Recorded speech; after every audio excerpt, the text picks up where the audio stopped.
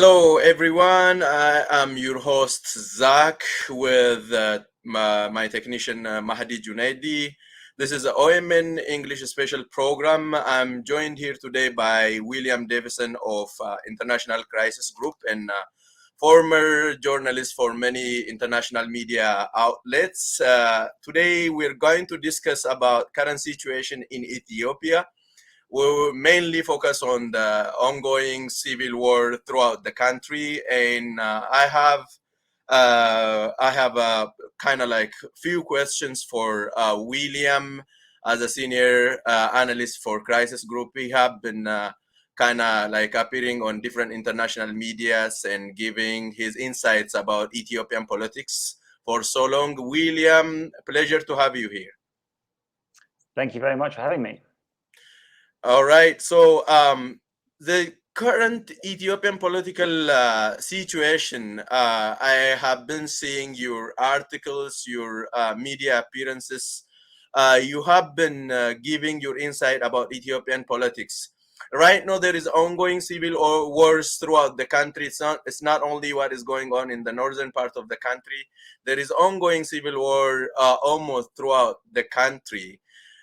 Let me start with this question. What is your assessment of the current Ethiopian situation? I will I have a follow-up question after that. Let's start with the assessment of the current situation of the political affair of Ethiopia. What is your general assessment? I think the situation is very bad. Whether we look at the the core political situation, whether we look at the security and political situation, or whether we factor the economic situation into that as well. Ethiopia is in a bad condition. It has deteriorated in recent years, and at the moment, it is hard to be reasonably, sort of rationally optimistic about things getting better in the near future. Now, that, of course, is not to say that everything is disastrous from everybody's perspective. Of course, a key element of the political situation in Ethiopia is just how divided and even polarized it is. So, therefore, supporters of the Prosperity Party, members of the Prosperity Party, and of the government itself, they may see a successful election having been conducted, and the government on the path to eliminate what they classify as terrorist organizations or unconstitutional armed political movements, mainly in the form of the TPLF and its armed movement in Tigray, and primarily the Oromo Liberation Army in Oromia. And they will say that they've successfully recently conducted an election. But from other political perspectives and from most observers' perspectives, to my understanding, the situation is a very problematic one. We seem to be moving from a period of authoritarian control and relative stability in Ethiopia under the EPRDF. Obviously, lots of problems, lots of opposition, lots of violence, but relative stability through a period of protests, 2015 onwards, up until 2018, and then a very violent and chaotic, although promising transition, and especially initially. And now we have descended into violent politics predominating in many parts of the country, particularly in Tigray and in areas next to Tigray, now Amhara and Afar, but also in Oromia, especially with the growth of the Oromo Liberation Army insurgency, but also in Benishangul.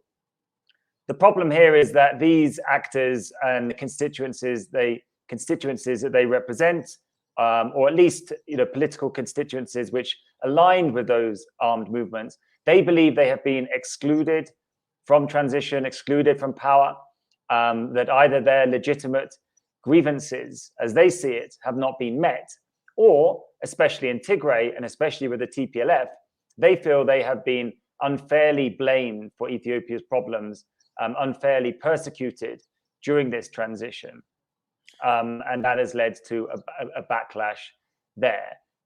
Overall, we have the characteristic of violence filling the gap where peaceful political competition has failed. And this looks like a rerun of Ethiopia's past, where an authoritarian government is dominant, but it is challenged. And that leads to considerable ongoing political instability, harms people's livelihoods, and it prevents Ethiopia's development. So not a good political situation, and one that seems to have a likelihood of getting worse. So, William, there was a hope of transition to democracy after transition, after especially the 2008 reform government come to power.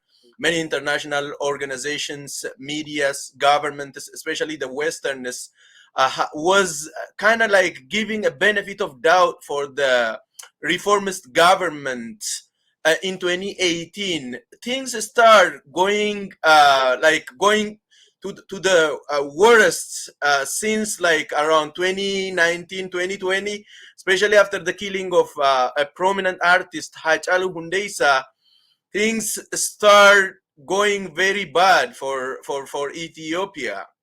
So during that time, international organizations like yours, which is International Crisis Group, and international organizations like United Nations, European Union, governments from Western as well as the even Africans have been advising Abiy Ahmed government to be a kind of like to lead the country by consultation, to discuss with opposition parties, to kind of settle the problem, the political problem of the country by discussion, sitting on the table and discussing with people with different political outlook.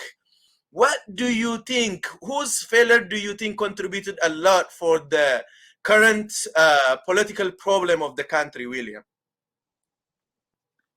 Well, I think everyone has played a part in this failure.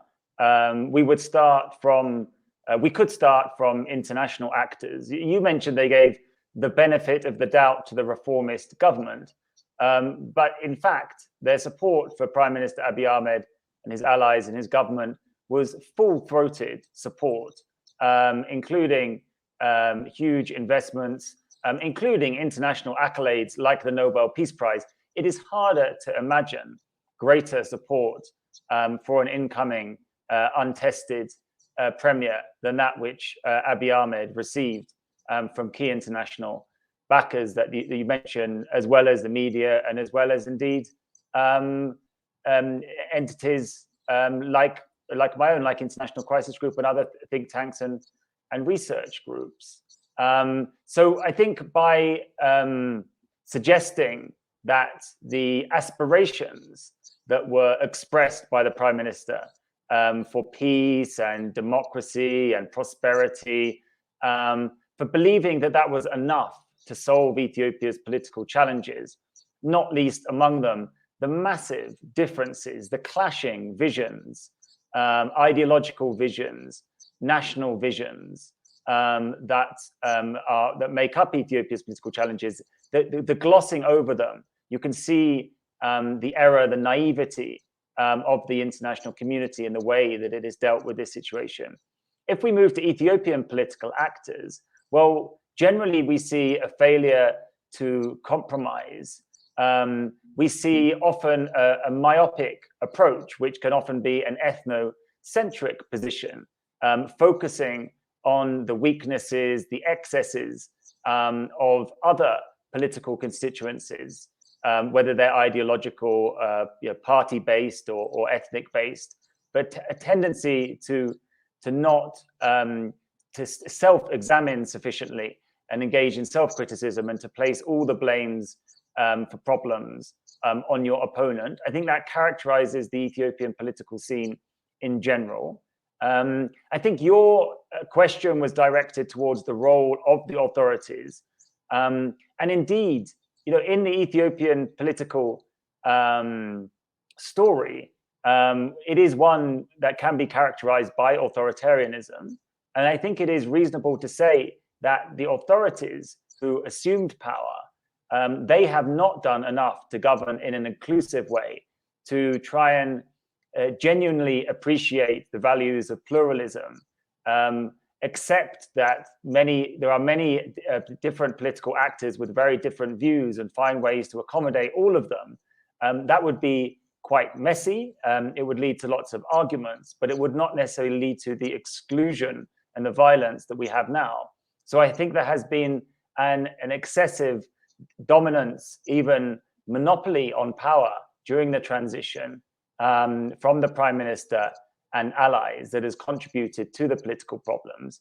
And then we have the actions, notably of the Tigray leadership, which I think most people agree could have done more to accept their loss of federal power in a different manner, to have not responded to the perceived injustice that they felt they faced by isolating themselves, adopting something of a siege mentality in the face of undoubted threats. But I think that adoption of a siege mentality then fed back negatively and contributed to the rise in tensions and the eventual outbreak of conflict. So we can see the errors there from the TPLF elites. There are also failures on the opposition side.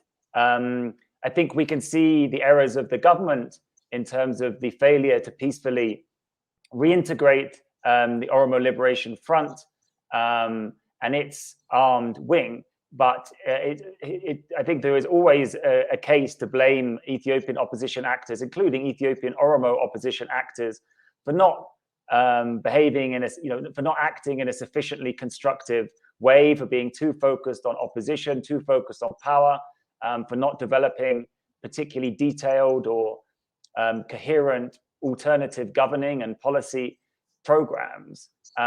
So wherever we look, there is blame to go round. But I certainly understand the tendency to blame the government of the day, because after all, it is the one that wields by far the most power.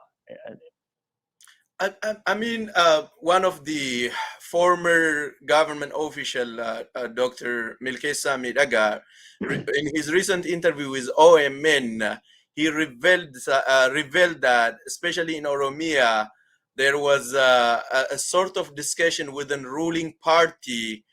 They were saying that TPLF dominated the politics of the country alone for 27 years.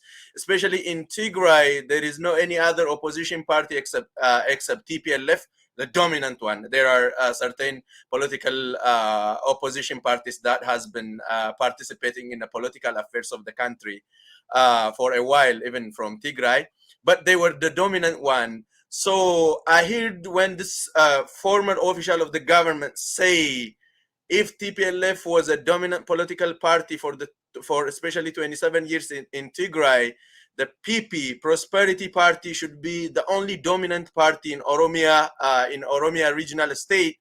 They were not ready to give space to any opposition political parties, especially in Oromia. The parties like OLF and OFC, Oromo Federal Congress, have not given enough space to participate in the political affairs of the country. So how do we expect this opposition party can give a little bit positive impact towards the transition while they are not given enough space to participate in the political affair of the country? Can we expect them to participate in building democracy in the country while they are not even allowed to participate in the basic things in the political affairs of Ethiopia? Yeah, this is an ongoing sort of debate. I think if we go back to the EPRDF era, it was a debate then. And I think it is correct to highlight the repressive actions that make it a very difficult and intimidating, risky operating environment for Ethiopian opposition political actors. I think ultimately it is correct to place the majority of the blame on the government, on the ruling party, and everything associated with the state and the incumbent for that failure to sustainably and meaningfully open up the political space to allow people to recruit, to fundraise, to campaign, and to criticize. And instead, as soon it seemed as the incumbent in the form of the newly formed Prosperity Party was faced with a significant challenge in Oromia, Jawar Mohammed's decision to join the OFC and then the OFC teaming up in some form with the OLF, it seemed then that there was a return to political repression to try and confront that threat in Oromia. So I don't want my previous answer to give the impression that I'm placing the majority of the blame on the opposition in this very difficult environment that has become increasingly repressive under the current government, as it did similarly under the EPRDF. But at the same time, I think it is also correct to point at opposition leaders, opposition parties, who could have acted more responsibly, who could have acted more constructively at certain times. But I think it is fair enough to say that those types of weaknesses, they pale in comparison compared to the responsibility that the incumbent has here. Great. So you hear on a daily basis that Ethiopian government accusing opposition parties and the Western actors for the current political situation of the country, especially European Union and America are there to be blamed for the political problem in the country right now. You hear in you can see there is a bi-weekly Twitter campaign against these Western actors, saying that hands off Ethiopia. Do you think the Western countries, especially America and Europeans, are getting into Ethiopian domestic affairs? Why do you think Ethiopian government is trying to shift the blame toward these actors rather than accepting the failure and working toward fixing the problem? Well, this is a very big issue, and I don't want to take up too much time. But there's lots of important elements here. So first of all, it's correct to place the blame on any powerful actors, relatively powerful actors. Undoubtedly, Western media, Western NGOs, Western governments, diplomats, etc. They are relatively powerful actors, as we know, and so it's understandable for people to shine a light on their actions and influence. That said, I think what we have is, as you said, partly a blame shifting exercise here. It's very easy to talk for anyone to understand that the core political problems here are disagreements between Ethiopians. Whether these are high-level disputes between political elites, whether they're ideological disputes, whether they're about Oromo nationalism versus Amhara nationalism, debates over Tigrayan nationalism and the role of the TPLF, you name it. It is very easy to see that these are fundamental and serious Ethiopian political disagreements. So while it might make some sense to place emphasis on the role of the international community, I think it does deflect from these core political disputes between Ethiopians. Moving to the current context we have, in the Tigray war, in the civil war, if we take positions from International Crisis Group or the European Union or the United States, we have been calling for a cessation of hostilities and political negotiations to solve the disputes that lie at the root of this war, the political disputes. That is not the position of the Ethiopian federal government. It believes that the TPLF is a terrorist organization and it should be completely defeated and the TPLF leaders brought to justice. Therefore, when we call for a cessation of hostilities in the political process, that is aligned with the position of the TPLF and it is opposed to the position of the federal government. So this leads people to say that we are supporting the TPLF when when the reality is that there is just an alignment in the positions that we hold. This also goes for the humanitarian situation. The federal government is delaying, blocking aid to Tigray. It is denying Tigray basic services, because they consider, obviously, the TPLF government to be a dissident, terrorist, rogue government. Well, the position of the international actors is that in any circumstances, these services and the aid has to be provided to the people of Tigray, who are suffering greatly, as many others are in Ethiopia. Otherwise, that is a breach of the Ethiopian government's international obligations. Of course, it is the position of the TPLF and the Tigray leadership also that they want the aid and the services flowing to Tigray. So again, there is alignment there. When there is this level of alignment on a matter that is so emotive, so destructive, so serious as the civil war that is going on in Ethiopia, it is perhaps not surprising that there is all this blame that's placed upon the international community. So I think it is these two things. It is the externalization of Ethiopia's domestic problems, partly explained by the fact that it is correct and understandable to focus on the actions and attitudes and policies of powerful international actors. And then it is those issues more specifically relating to Ethiopia's civil war. Great. William, let me bring two things together. The designation of OLF, especially OLA, whatever they call it in a different name, but let's use the what the organizations call themselves as OLA. So the designation of OLA and TPLF as terrorist organization, as well as the current hate speech by government officials, especially including Prime Minister and those people affiliated with the regime, they targeted the different ethnic groups, and the hate speech targeting different ethnic groups, as well as firing employees of some specific ethnic group from different organizations in the country. Where do you think this is leading the country into, like targeting different ethnic groups in different organizations, hate speech targeting certain ethnic groups, as well as designating different organizations that can play positive role in bringing democracy in the country as a terrorist organization? Where do you think all this leads to all this leads the country into, William? Well, I mean, I've said that I think the country is on a bad political path. So it's pretty obvious that that's where I think things are heading. Perhaps more specifically, I think we have a series of sort of disastrous, self-fulfilling prophecies in Ethiopia. And we also have a sort of escalatory problem here. Now, partly what I mean by that is that let's take the TPLF, for example. The TPLF, we are led to understood, had lost quite a lot of popularity in Tigray during the years of the protest, during the years of significant maladministration, perhaps broadly after Prime Minister Melez's early death.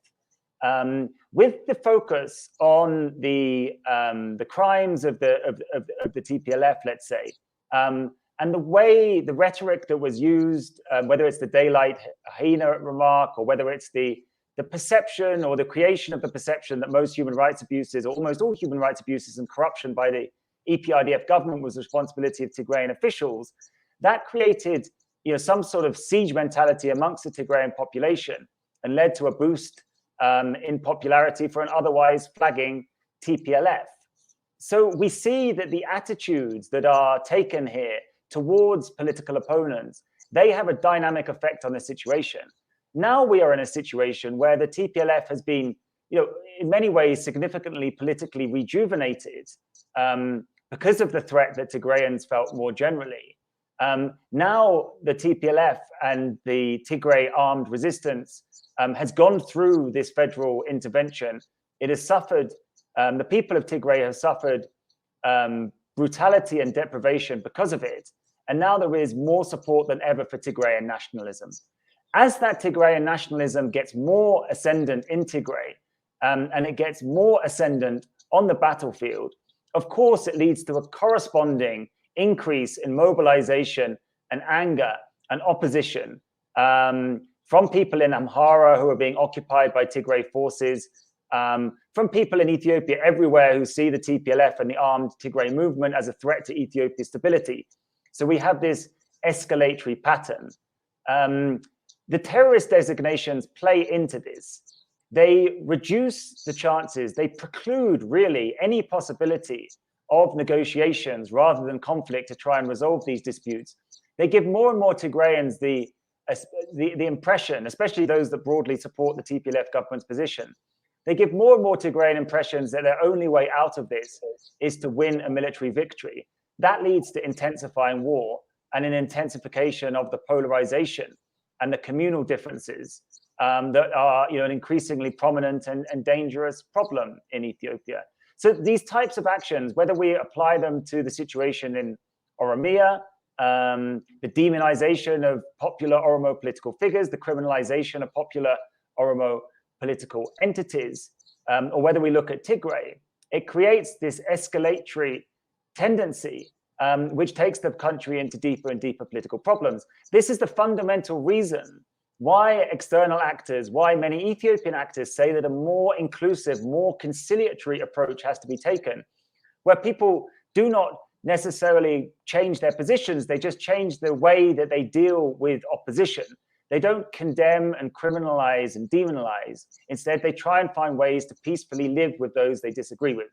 This is at the essence of the prescription to take a more inclusive approach based on negotiation, rather than the type of approach that classifies opponents as an implacable enemy and just leads to further and worsening confrontation.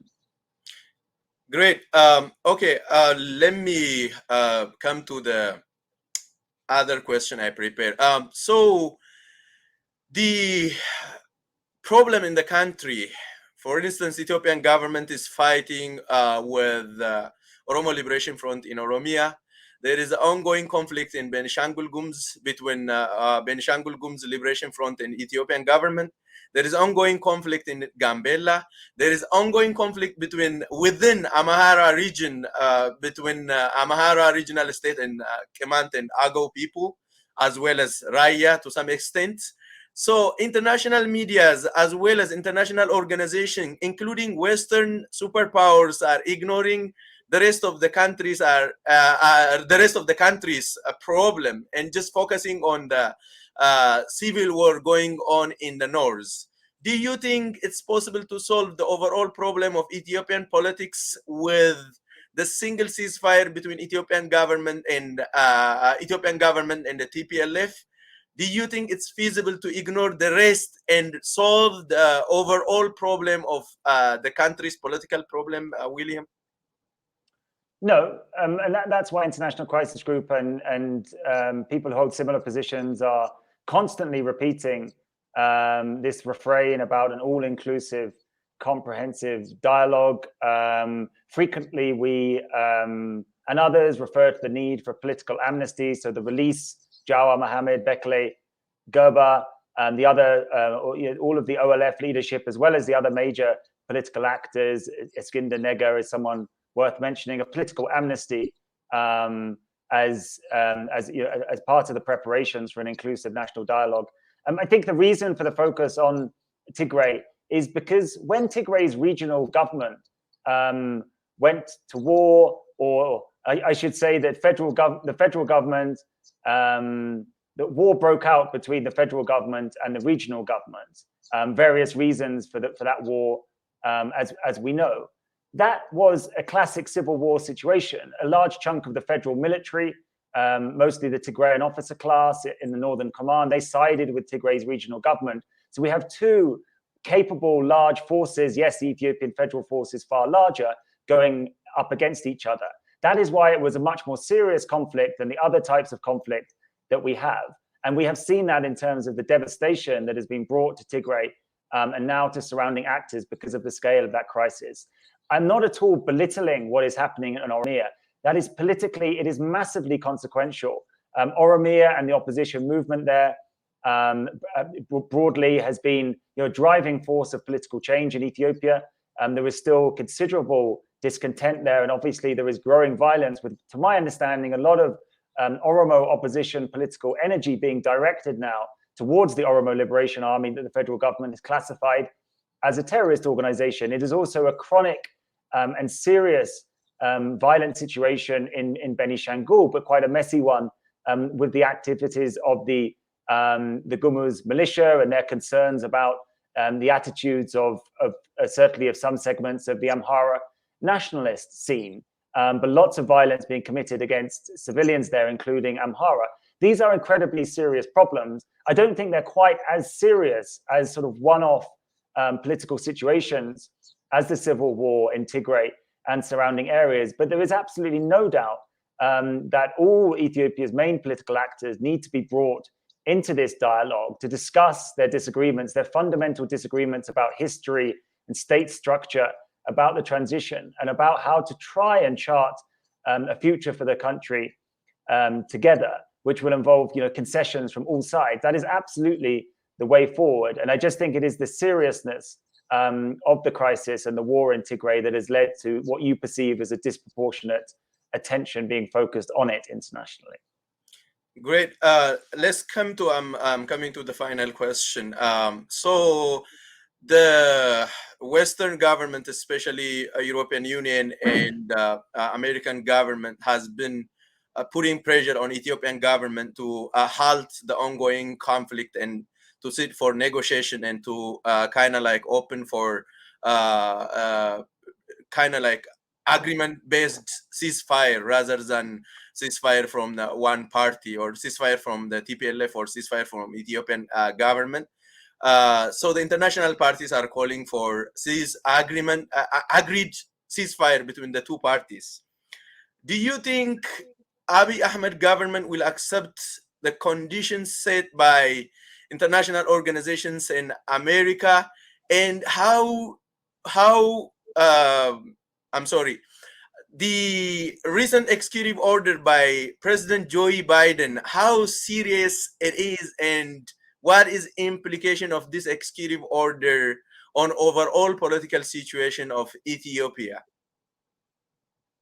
Well, unfortunately, I don't necessarily think a ceasefire is imminent in the conflict in Tigray and Afar and Amhara.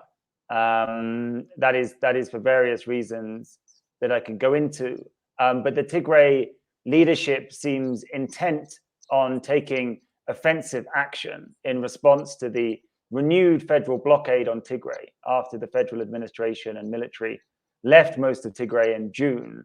They also want to reclaim Western Tigray, which is, of course, administered by Amhara region now, and therefore controlled by Amhara forces backed up by Ethiopian and Eritrean troops.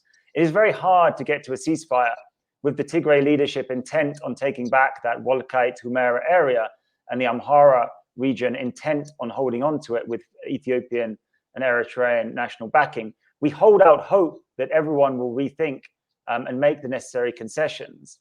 But it is hard to be reasonable and optimistic about that. With regards to the executive order, I think the actions of the Biden administration partly reflect the sort of pessimism and therefore frustration and concern that I just expressed at the situation. Evidently, they want the parties to embrace a ceasefire, prioritize humanitarian relief, and then move on to a broader political process. But that isn't happening. That is why they have threatened to place sanctions on all individuals connected to this conflict, from whichever side they are on. And they threatened to cast a fairly wide net here. Whether that will work is another question. I think it comes down to on whether the individuals that could potentially lose out from the sanctions, which again is a very large number of people, whether enough of those individuals feel so threatened, their interest threatened, that they put pressure, political pressure in the right places to get the key protagonists to change their stances here. We are yet to see, of course, whether this will occur. And I think there is, sadly, reason to think that this type of threat of US action, and even actually the sanctioning of individuals, may not change the core political calculations here. And instead, that may need a rethink from leadership that this conflict is just too costly. I think the other thing to note about sanctions is that we have an ongoing active conflict situation here. There is a balance of military power, and there are unknown, unforeseen events that are going to occur on the battlefield. Obviously, there is the possibility that these sanctions, in the way that they are applied, that they could affect the military balance of power here.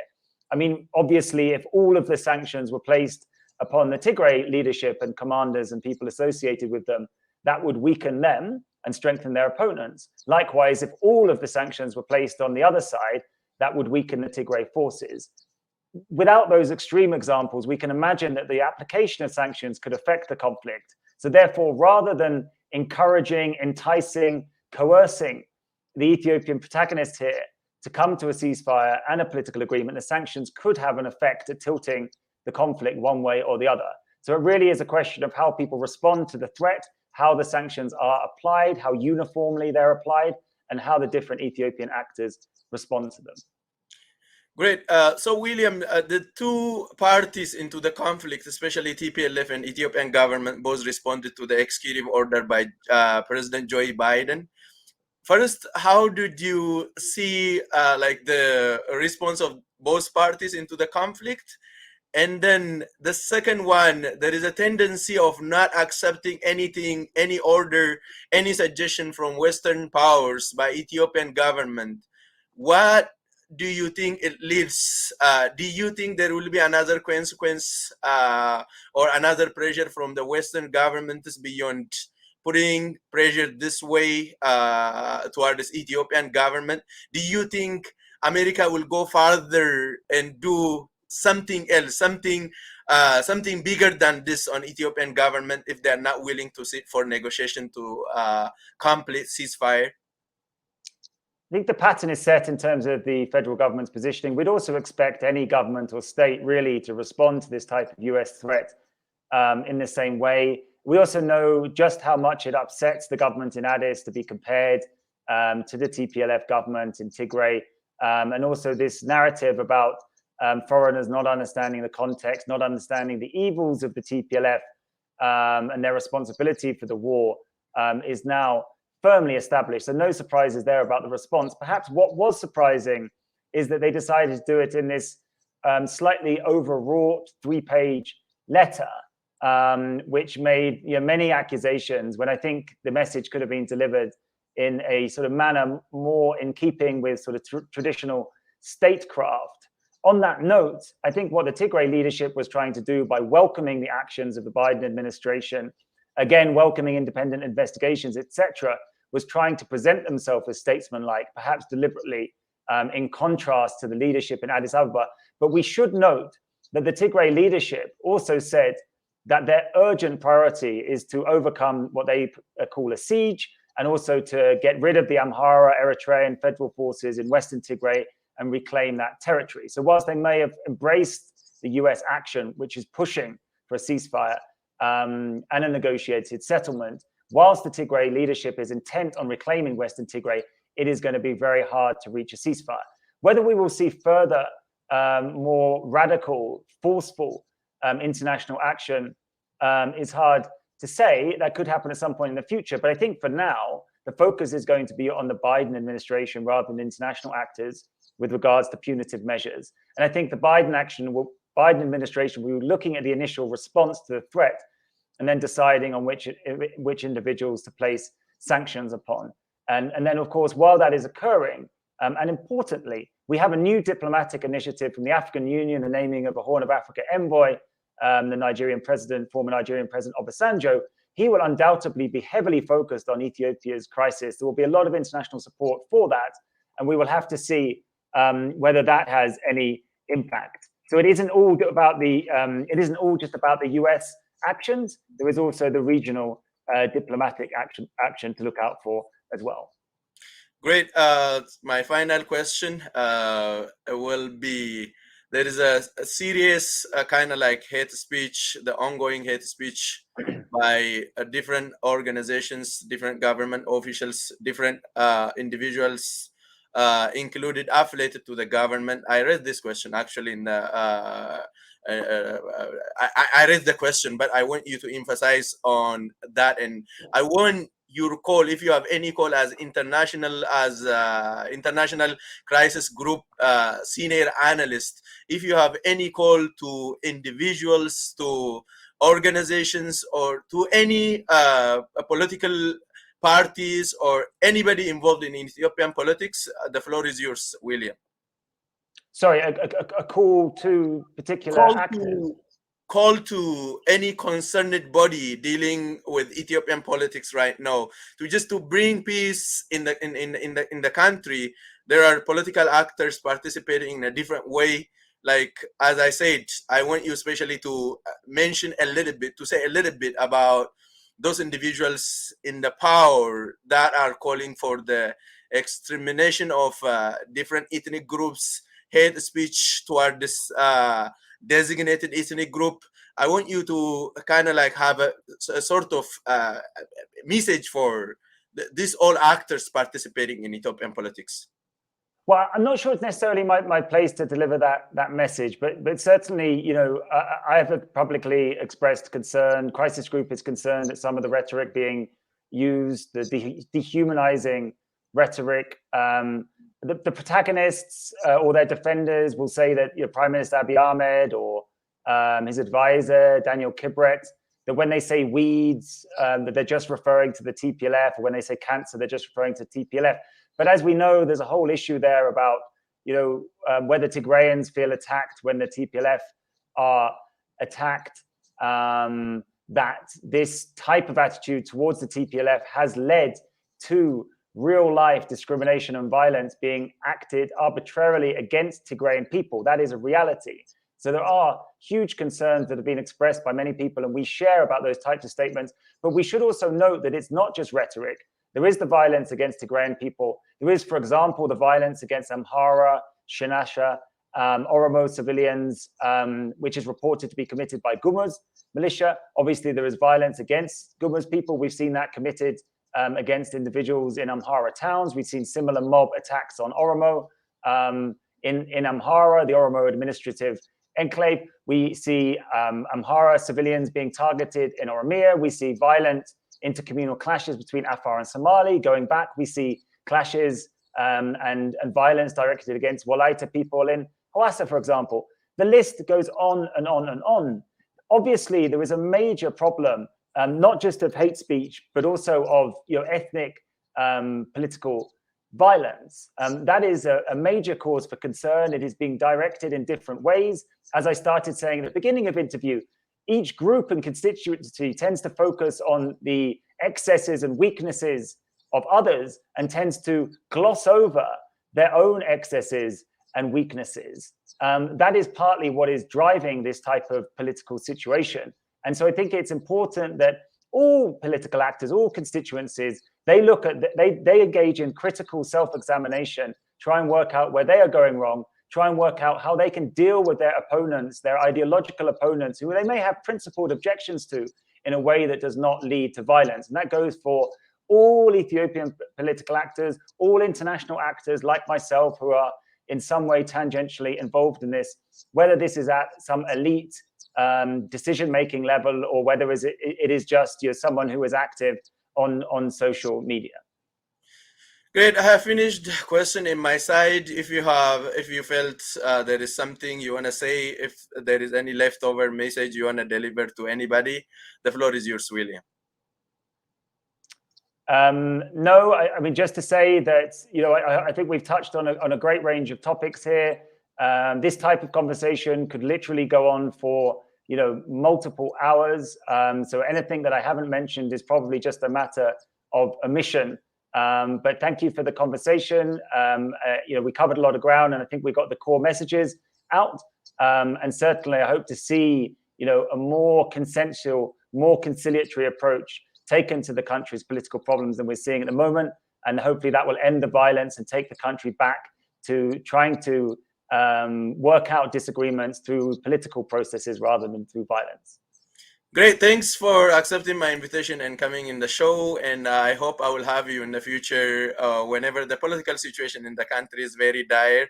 It changes from day to day, from week to week. So if there is some sort of positive vibe or whatever happened over there, I will have you back in the show. And thanks for accepting my invitation and coming in the show. Well, I'd be delighted to come back at any time. I hope that's not because the violence gets worse, and I'd be delighted to come on to discuss more positive events. But thank you for having me. And yeah, I look forward to the next time. Great. Thank you. Hello. So the interview is done with William. We discussed in many topics about the current political affair, the political situation of the country. We'll have different guests to talk. We need to have a sort of conversation like this with different political actors, different media people, different international organizations. I will invite different guests in the future, and I hope I will come up with some other English programs soon. And thanks for tuning in and watching our conversation with other. I would like to say thank you for viewing and thank you. This is the end of our program.